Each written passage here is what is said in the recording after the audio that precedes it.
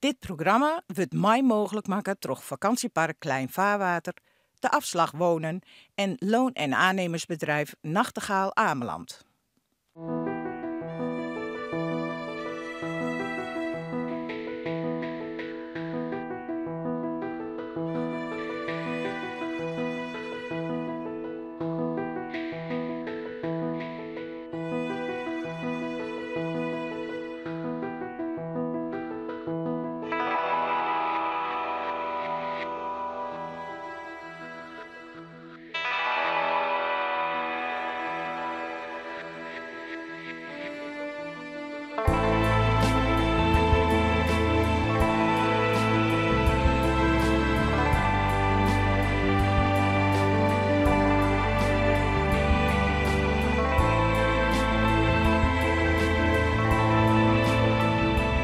Hij is de oprichter en chef van het grootste netwerk van zen-squallen in ons land. Want hij had een missie: us alle keer aan het mediteren krijgen. Zodat we uw emoties beter begrijpen en daardoor u zelfs beter in de hand krijgen en us beter concentreren kunnen op wat het echt om gaat in het leven. Maar waar gaat het dan echt om? Want een zen-boeddhist is in staat om alle grote zaken lieds te maken en alle liedse zaken grut. Kunnen wij daarmee te voorten in onze maatschappij? Of kunnen we terug te mediteren toch een geheim loekje vinden naar het grote geluk?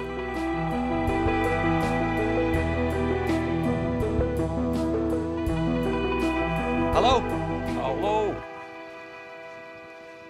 Thomas Badwijzer. Ja, dat klopt. Jo, maar Rinjes wijzen. Ik ben Rinus. Ja. Welkom. Dank je. Ja. Wat leuk dat je er bent. Ja. Ik ben hier voor Doterseason, is het goed? Ja, Ja? ik wil er allemaal begonnen ook. Ja, ja. Zeker. En ik zit het, ik jou maar gewoon een hoorn, maar Ja. maar je Ja. een zenmeester eigenlijk net oors begroeten als.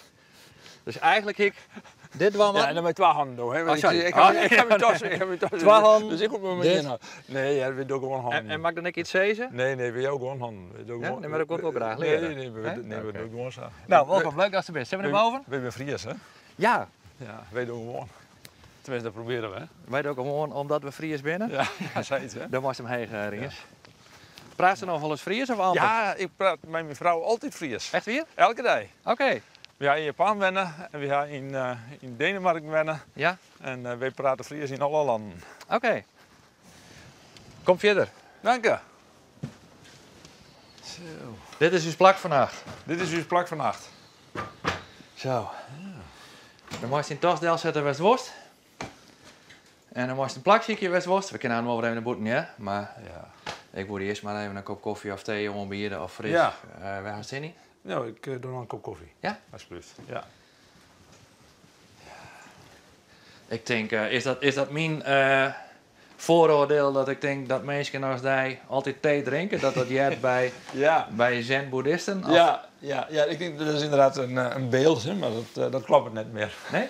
Net meer? Nee, ik denk dat het interessanter jaren. Toen ik al begon met mediteren, Ja. toen dacht ik wel, denk ik wel dat ik 90% thee dronk. Maar tegenwoordig is dat wel... ik denk dat mijn groepen gemiddeld nou nog wel ietsjes meer thee drinken dan, maar net, het scheelt net van Nee, mij. hè? Nee. Bist je boeddhist? Ja, Want ik daar ben- komen we natuurlijk al nog op vannacht. Maar Ja. Ja, maar dat zei ze ook om Jan, hè? daarom, dus we moeten ik net alle vragen Nee, voor het beantwoorden nee, hebben. nee, Maar, nee, nee. Even als een headliner. We hebben het over zen, we hebben het over meditatie, we hebben het over boeddhisme. Is dat een soort drie-eenheid die het altijd bij elkaar jet? Of? Zen, meditatie en boeddhisme, ja, dat jet eigenlijk wel al je beantwoord. Ja. Dat was ze. Ik bedoel, qua oorsprong in ieder geval. Hè? Dus er zijn natuurlijk een hele grote boeddhisten die niks van zen weten. Er zijn een hele grote zen-mensen die niks van boeddhisme weten. Nee. En dat hoed ik al in net. Hè? Ik bedoel, zoals yoga hindoeïstisch is, maar geen zich hindoeïst voelt die aan yoga doet. Nee. En ze hebben dan natuurlijk een hele grote mensen die aan zen doen, die net niks te krijgen hebben met boeddhisme verder. En waarom neemt je daar wel boeddhist? Ja, maar waarom ben ik boeddhist geworden? Maar wij Westerlingen weten weinig van Oosterse religies. Ja. Is boeddhisme een religie? Moest dat dan? Ja, dat hangt wel af van je religie. Hè? Hoe definieer je religie? Maar daar heb ik mijn hele levensverhaal net voor te vertellen. Dus Maar het boeddhisme had niet een god. het boeddhisme Had gaat Boeddha? net uit van een god. Nee. En Boeddha is Net een god. Nee. Nee. nee. En men gaat over het algemeen uit dat Boeddha net in goden geloofde. Nee. Maar Boeddha geloofde eigenlijk helemaal nergens in. Hè? Nee. Die echt een scepticus eigenlijk. En dus, wist wij die in leeuwde? In het hier en nu. Ja. Dus, en dat heb ik wel.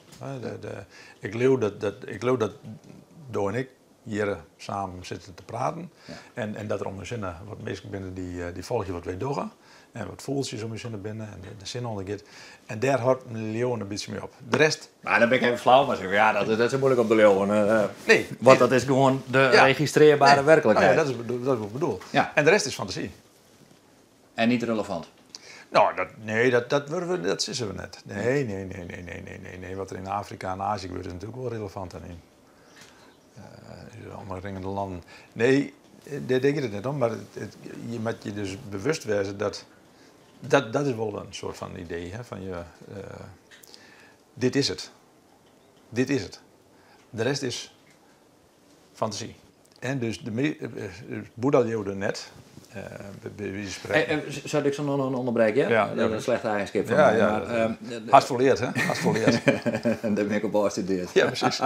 maar Boeddha is een reëel bestaand persoon geweest, toch? Ja, daar gaan we vanuit. Maar dat leeuw ik net, want ik weer erbij. Dus Wat voor tijd? 2400 jaar. Sorry? 2400 jaar in. 2400 jaar. Ja. Dus 400 jaar voor Christus. Ja, zo ongeveer. Toen zou hij leven met haar.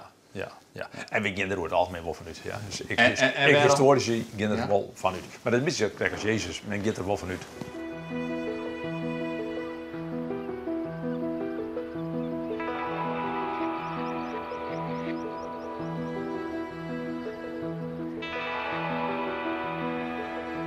Fysiologisch komen we nu achter Ja. dat de meditatiehouding natuurlijk een hele gunstige houding is. Het is heel goed voor je rug. Ik bedoel, als iedereen 2 keer per dag 20 minuten mediteren zo in de zenhouding, dan zou een fysiotherapeut echt minder werk hebben. Ja? Hoe vaak is er vandaag als je maar zegt 2 keer 20 minuten? Ja. Dat is een soort mantra, dat hè? is een soort mantra, 2 keer 20 ja, minuten. ja. Dan wordt er beter in wel in slaan. Ja, maar dan ben we wel een beetje gas aan het weer omnemen. Oh ja? Ja, want 2 keer 20 minuten is voor een protte een hele protte. Ja. En we denken nooit wel over van als je elke dag 10 minuten mediteert, helpt ik. Ja. Dus dat is steeds van 2 keer per dag tospoetsen is misschien het beste, maar 1 keer per dag is misschien goed genoeg. Ja. En 1 keer per week is te min. Ja. Maar elke dag 10 minuten mediteren, dat doet ik echt wat. Ja. Dus, maar word je echt binnen 3 weken of binnen 6 weken een verschil merken, dan zie je toch even 2 keer 20 minuten mediteren. Maar, en vandaar dat die monniken en zenmeesters zo oud worden. Ja? Ja, Is dat zeker. zo? Ja, tuurlijk. Ja, tuurlijk. Ik weet het net. Nee, ik weet het niet, maar dat is wel Maar logisch. ze werden aantoonbaar is een monnik gemiddeld ouder. Ja, mensen die mediteren en het punt is natuurlijk dat je dan vaak niet weet dat het komt doordat ze vegetarisch eten. Of doordat ze die lotushouding aannemen. Ja. Maar al dat soort aspecten werken natuurlijk samen aan een gezonde Maar op welke levensstijl. manier werden monniken, boeddhistische monniken, werden zo'n oud? Relatief persoon. Hè? Maar dan zeg ik iets heel vals, hè? Ja. Als ik beelden van me heb Ja. van boeddhistische monniken, dan zie ik vaak van die schrale, iele mensen Ja. met invallende kopjes Ja. en krijg ook zo weinig indrukwekkend hier als wij. Ja. En dat ziet er net altijd lekker zo'n uit. Dat komt net altijd op mij lekker zo'n oor. Nee, maar ik bedoel, ik denk dat ik uit de wetenschap eigenlijk weet dat meer bijzonder is dan Bourgondisch. Daarom houd ik meer korting. Ja. Hoe hard is zo worden dan? Nou, mijn doel is toch wel een beetje van 9400. Ja? Ja, ben met. Het is zo leuk. En ik bedoel, ik heb ook wel een missie. Dus ik heb ook wel het gevoel van, ja. En dan wil ik zittend dingen. Ja? Ja, ik wil zitten. Dat is mijn doel. Tijdens een Ja, meditatie? tijdens een meditatiesessie dan ja. Ik wil, rug op. En wat gebeurt er op het moment dat dat ding is? Valt staan van oor of blijft staan Bij voorkeur wil ik zitten. Ja. En dan komt er iemand maar door die zegt van hé, Rien zit 20 minuten niet meer voorbij. Ja, en dan zit het, Ja. hij is niet meer. Yes! Ja? Dat is wel een glorieus moment. Ja, dat is wel een glorieus moment. Ja? Ja. Waarom? Ja. Waarom? Nou ja, kijk, zo Aristoteles zei het van geluk is synoniem met geslaagd, gelukt. Ja. Geluk en gelukt. Dus ja, eigenlijk hoop ik op in de 100ste te zeggen van het was een 10. Maar de vraag weer, waarom moet dat zittend eindigen? Ja, dat is een soort van zelfbeheersing, een soort van autonomie ten opzichte van Maar eigenlijk is dat zittend sterren is het ultieme Ja. bewijs van ja, zou je het zeggen. gelukt. Ja, precies. Oh ja, dat weer het. Ja, heel goed. En is het dan misleren als het Een beetje wel. als het horizontaal eindigt? Beetje Ja? wel, ja. Dat ken wel mijn leven, hè, bij de gedachte. Maar het streven naar... Maar dan zoek ik, als ik daar weer, als het einde een beetje onkomen viel, Ja. dat is ook vooral zitten blijven. Ja, daar ben ik ook wel van.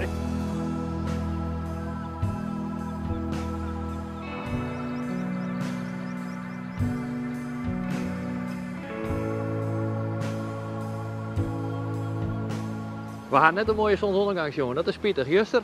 Op die heegste duurstap. Die illusies. Oh, Juster telt niet meer of zo? Juster telt niet meer. Nee, maar dat is wat ik zeg, hè, van, we hebben de krek ik hoor hier van, dit is voor mij belangrijk. Ja. Zo, ik bedoel, dit is het. Maar En is- dus wat er juster wie, Dat telt niet meer. nee. Dus dit is het belangrijkste. Het hier en nu is het belangrijkste. Dit is het belangrijkste. Net dat het telt, net dat het net telt. Dat is net wat ik zeg. Nee, maar Maar- dat klinkt ik haast een beetje als verlies. Alsof Ja, maar dit alsof is... je maar een heel kwart moment hebt. Het is toch ook mooi om iets zeg maar, in een lijn te zetten? Zeker. Nee, ik bedoel, we staan hier natuurlijk alleen nog vanwege de lijn. Ja. En dus die lijn is alles. Ja. Zonder die lijn is er niks. En toch gaat het om dit.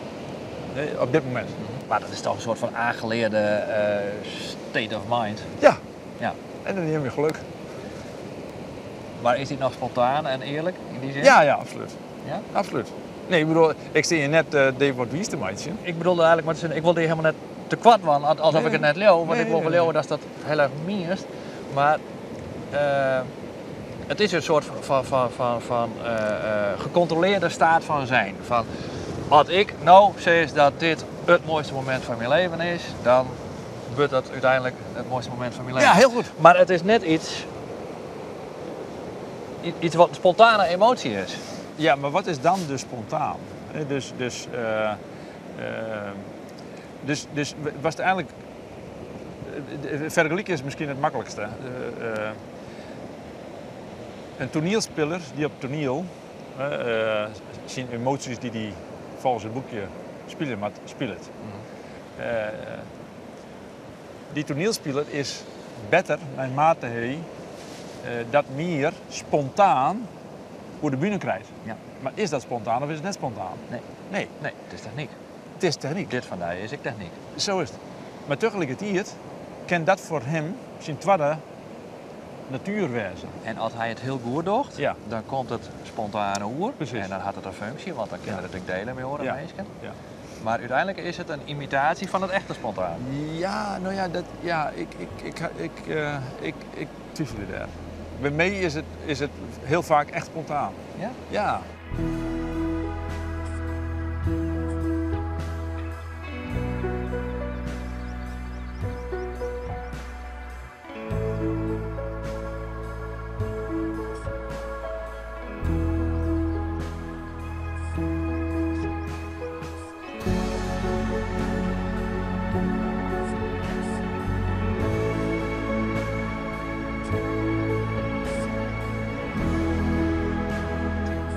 Sartre, die zei het, existentialisme. Mijn korte samenvatting van saffele boeken over existentialisme, super korte samenvatting. Existentialisme is het idee dat de mens is zijn wens. De mens is zijn wens. De mens is zijn wens. Ja. En als ik dat dan lees, dan denk ik, ja, dat is ik zo. Want wat ben ik zonder een weesk? Dat is niks. Nee. Dat is een plantje. Ja. Dus daar heb ik flink over nagedacht van wat is nou het verschil tussen boeddhisme en existentialisme. En boeddhisme zei eigenlijk heel kwart.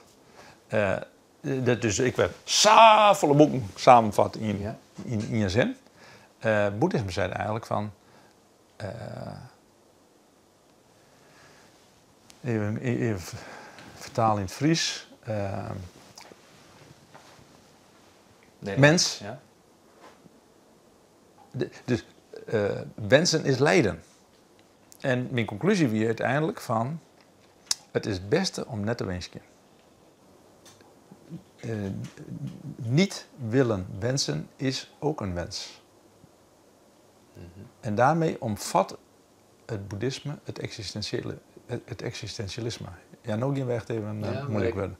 Volg hem nog. Dus net wensen is ik wensen. Dus de wens om net te wensen is ik een wens. Ja. En die wens is eigenlijk groter dan wensen. Want omdat het ik een wens is, Ja. is het dus wensen. Maar het is allesomvattend. Dus vertaald, want dit is een beetje op hegere logica, vertaald naar je dagelijkse praktijk, kun je zeggen van het streven om geen verlangens te hebben, we zijn helemaal terug bij verlangen, het streven om geen verlangens te hebben, maakt het dat je net hechten aan de verlangens die je even wil hebben. Ik snap het. Ik snap wat het bedoelt. Maar hel je dan net de motor uit jezelf? Nee. Want je wordt toch...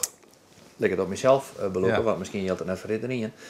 Ik wil dromen toch het verlangen. Ja. Ik wil van mezelf verder komen. Dat hoeft net zozeer hiërarchisch te werden, maar dat kan ik in mijn eigen ontwikkeling wijzen of wat ambities die ik nog heb. Ik. En dat droogt mij. Maar Dus als mijn diepste verlangen is om net meer te verlangen, dan hel ik dat dromen hel ik eruit. Dus hel ik eigenlijk de bromstof toch uit mijn eigen takkomst. Ja, mijn praktijk is oors.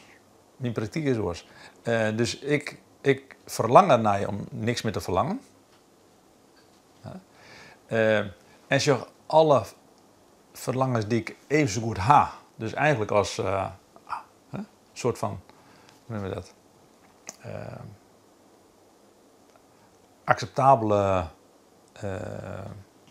tekortkomingen. Maar ik ben geneigd om er daar wat dubbel van te genieten. Want ik hoef niks.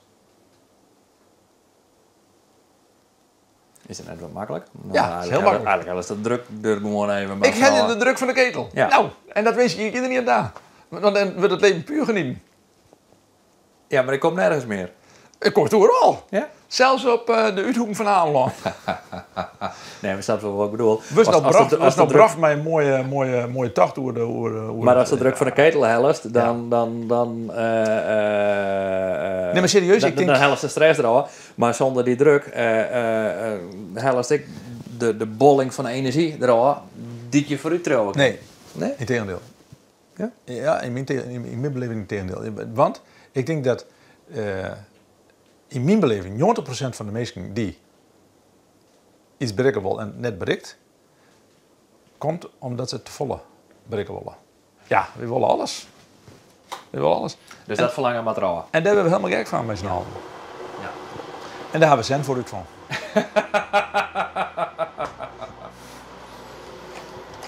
We zonden het natuurlijk makkelijk bij redden. Ja. Zie wil ik een nutje ja. Hé, apenkap. Maar maar even een Tjitske daar lezen, dan had hij ik wat. Ja.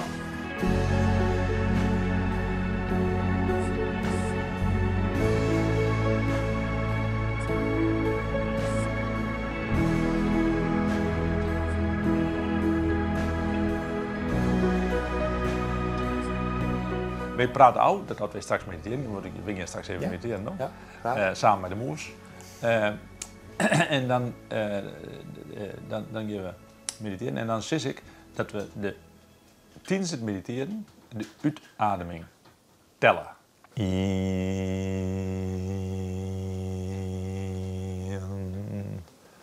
Bij de tweede uitademing.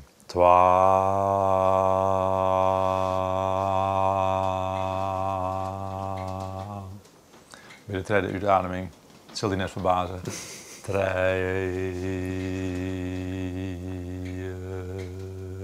Het klinkt in het Fries wel mooi eigenlijk. Dat doet er nooit, denk ik, in het Fries, of wel? Nee, het is voor het eerst dat ik het in het Fries doe. Grappig, hou toch een primeur voor jou. Ja, primeur. Ja. En, maar dan zit het al heel gauw merken dat je gedachten naast de tellen krijgt. Ja. En als je wat langer mediteert, dan worden die gedachten belangrijker dan tellen. En op een gegeven moment ben je de tel kwijt. Oké, maar dan ben ik bij zo'n en dan realiseer ik mij van, hé, ik zit ergens rond te denken. Ja. En dan? En dan moet je weer opnieuw beginnen, of moet je verder gaan bij 8. Dat maakt eigenlijk niks uit, want daar gaat het natuurlijk helemaal niet om. Maar we beginnen tot 10 en dan beginnen we van voor naar waar. Maar ik wil die gedachten toch allemaal zien? Nee, die gedachten maak je net al. Nee? Nee. Maar ik mag het nog verwerken? Ja, dat haast al niet. Dit is het defragmenteren van uw hele schijf. Het is, Maar ik snap nog net waarom ik die gedachten net allemaal mooi. Nou, omdat het systeem is zo dat als die gedachte de moeite waard is om verder verwerken te worden, dan komt die wel weer voor om. Maar als ik nou net frustreerd dat ik hem steeds al brek? Nee. En dus eigenlijk net een stap verder komen in die gedachten? Nee. En daar raakt ontspannen van. Heel relaxed. Ja? Ja. Terug de tijd te nemen om te mediteren. Neem je de tijd om de emoties te verwerken en hou je de feiten door. En uiteindelijk wil je daar dus een rationeler mens van. Wat een schatje, nou? Ja. Dat zijn nu het als wat, hè? Zo zien dat ze elkaar lokken kan, maar dat leidt daar wat te riskant. Shirts, ze hebben het wel makkelijker. Ja, die wil er nou net langer dan een minuut lezen. denk ik. Zeg, ja? Is hij er nou? Ja, die komt er wel aan. ja. Ik vind het ik wel wat erg... Hey. Oeps. Ja. Nou, we hebben maar even een paar minuten kwijt. Wat is hij net eigenlijk? Ja. Wacht even, het is geluid daar. Wat En zei- het moest keer voort. Nee, dat zit erachter. Ja. Ja, maar daar was het daar wat... Maar ik wil hem nog even wat mooier in beeld houden, dus ik zet hem nou hier daar. Oh, nou, dat is te moeilijk, hè? Nu maak je een circusmoes van hem. Oh, dat is een cirkelmoesplan. Ik viel Hey, hem daar. hartelijk. Ja? Hij is weg, hoor.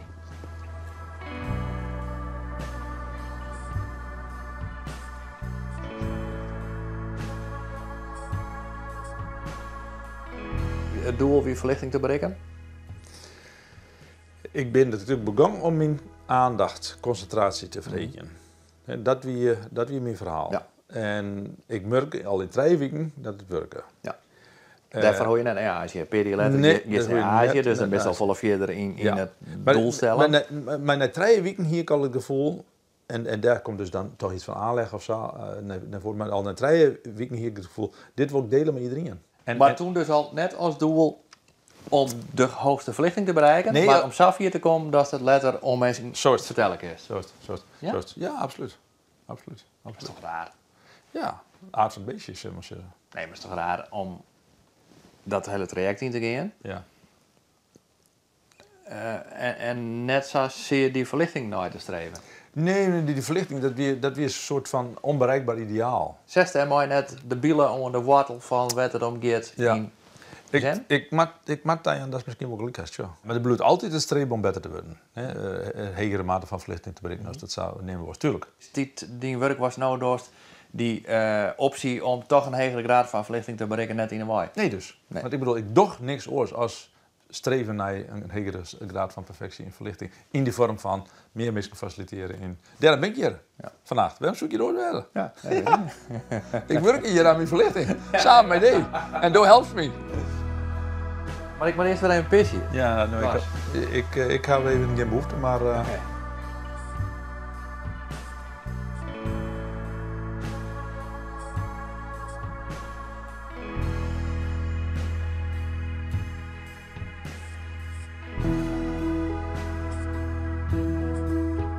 Daar had een broer wat verstoren is, Ja. toch een slimme ziekte. Ja. Doet hij 10 alweer? Ja, 10 denk ik. En ik 12 of hij 9 en ik Dus 11. je zit vlak bij elkaar. Ja. En dat is natuurlijk een familiedrama, hè, want dat is een jaar lang een uittakingsproces. Maar dus even wat beroepen, rouwverwerking niks. We weer net katholiek, dus we stutsen in keerskrim. Er waren nauwelijks of net meer op praat. En En toen ik dus... En vond dat al vervelend toen? Of, Nee. Of dat Nee, vandaar je gewoon zo? Ja, dat weer gewoon zo, ja. Oké. En toen zie ik dus dus toen was ik 12, toen was ik dus 27, dus 15 jaar later zie ik in Kleester. En op een hitte dag in juni bruts plotseling deze bubbel in geuren en kleuren terug. Dat was dus dat ik in eerst heel wekker wezend aan de ene kant, maar heel duidelijk het begrafenisritueel, waarin de kisten in de grond zonk, alsof je het een film zo scherp op mijn netvlies kreeg. En toen denk ik dat ik voor het eerst in 15 jaar weer eens een trintje litten ha om dit netwerk verlies. En dan zei je hiermee van hier terug ken ik emoties dus eigenlijk beter vielen en beter ondergaan, want ik kies eigenlijk voortstappen. Ja. En de grap is wel dat we dan dat drukke gedrag van mij van vroeger, dat namen we op een bepaalde manier, dat nemen we dan wel spontaan. Maar dat is eigenlijk dus helemaal niet spontaan. Terwijl ik nou denk, ik ben naar data volle spontaner als ik destijds naar mensen om me heen wie. Want ik weer toen alleen maar hyper de piep uit. Weet je, ik bedoel, en dat is net spontaan. Weet je, ik bedoel, op een kwam reageren, luisteren naar me kwam er, het vermogen had om goed te communiceren. Dat is heel wat anders dan spontaan.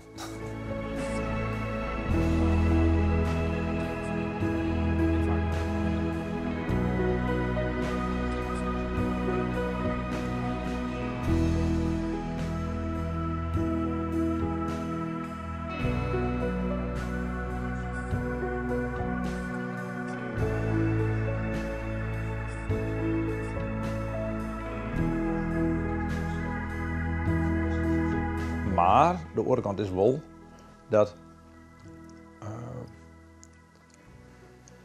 Wist heel praktisch. Ik herinner me dat we een hele rustige collega op het faculteitsbureau. Zeer, beheerst man.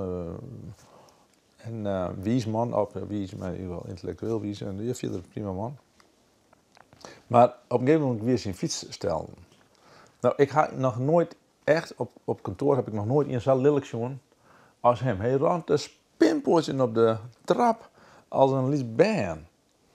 En ja, toen hier ik echt wel zoiets van, voor mij is die toch wel hiermee door het ijs zakken. En dat je zo druk met je kennen om een fiets die stellen is. Ja, dat vind ik helemaal net, want Nee, niet juist zeg maar, zichzelf echt goed onder controle had en dus beheerst is, die kan natuurlijk ziedend worden van de onmacht. Ja, maar als dat om een fiets, als je een fiets zou nee, het gaat niet om de fiets, het gaat om de onmacht. Om het gevoel dat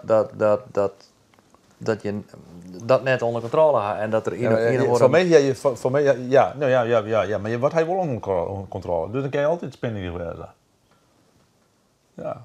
Bro. Nee, dat maar het is maar net leuk om dat soort dingen te relativeren. Je wil het toch eigenlijk heel leuk worden? Nee, nou ja, dat wil ik ook wel, maar dat wil ik dan wel om oren. Is wel leuk worden? Ja, ik heb wel, maar de jokken van het zien ik ook leuk binnen, dat is net zo vaak, maar dan ben ik het vooral op mezelf, aan. Je kunt toch wel een keer leuk worden? Nee, ja, leuk op mezelf. Maar net hoor. Nee, ik geloof dat net. Maar mis je dan net een basale emotie, omdat je die kapot gemethodiseerd had? Ik zal net zeggen, nee, maar ik zal net zeggen dat het nooit gebeurt. Maar dan is het meer,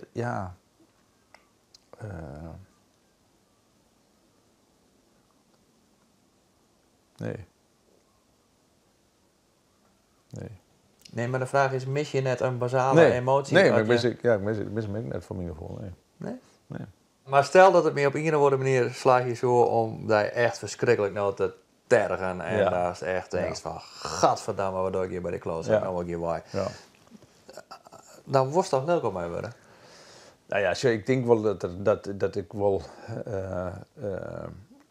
ik irriteer me wel. Hè? Dus soms, dat maak ik wel tijd aan. Hè? Dus dat ik denk, god allemaal, dat is dan net dit. Of ken het net zelfs, of waarom doe ik nog zo? Ja, en vervolgens brengt je naar diezelfde waarom van waarom irriteer ik mij en geeft dat zo oplossen. Ja. En daarmee verwerkst die irritatie. Ja. Maar is die irritatie, ik verwerk je toch een keer flink uit de heiling. Ja, dat doe ik net zo gauw. Nee, maar mist dat net? Nee. Nee. Maar ik geloof dat ik het helemaal net leuk vind, zo als ik niet meer echt leuk worden kan. Nou ja, daar has natuurlijk wel een punt. Ik denk dat dat zo is, ja. He, dus dat mediteren wel relativeert. He, dus het maakt je bandbreedte van heftigheid van emoties wel wat minder. Ik de euforie wat minder. Ik denk dat de euforie minder wordt, ja. Maar vind je dat jammer? Nee, want het gemiddelde gaat omheeg. En dus geluk is net. Maar Geluk bestaat net bij de gradatie van de ene seconde extreem. Die lilkes. Maar geluk bestaat toch inderdaad veel voller meer in het vermogen om dat te doen waar je een missie voor haar. Ik denk dat. Maar is het mooiste in een menselijk leven net dat moment van euforie? En als keerzijde dan ik maar die enorme lilkes die je nou aan had. Is dat net uiteindelijk wat u maakt tot wat we binnen? Jawel, maar die extreme mate, daar leeuw ik niet in. Nee? Nee.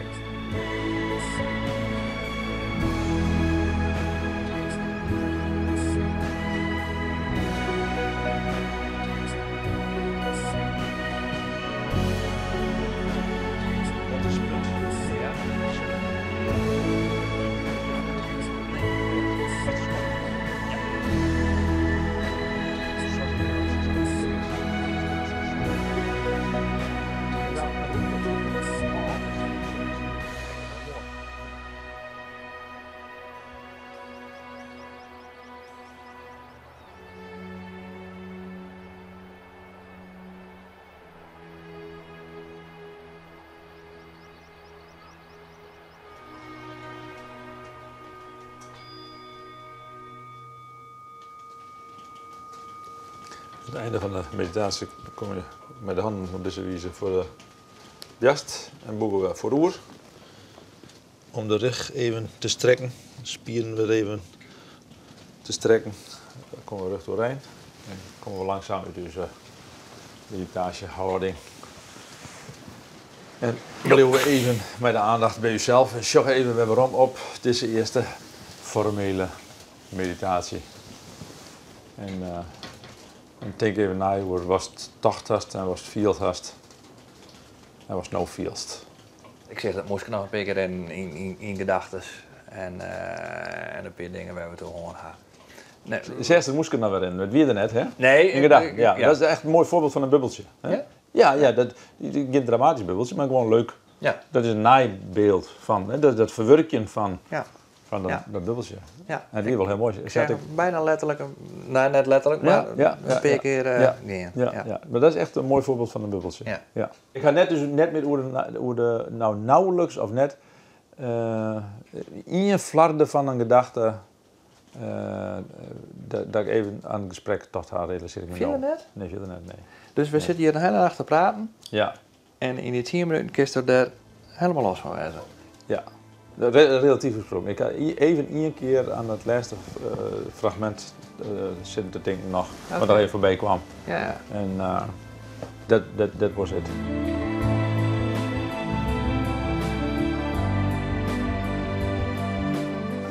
Laatste keer. Yes! Mooiste idee. Yes!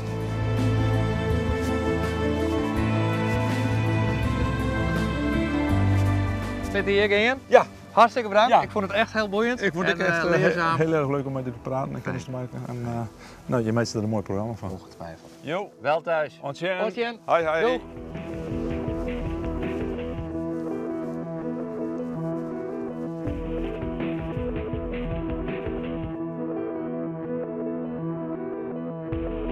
Het zaast eerst. Erin, ja. Nou viel ze me niet neer. Ja, ja. En dat er ook bij de voet en ei ging Ja. op. Ik wil Het zit niet te jong. Ja? Ja.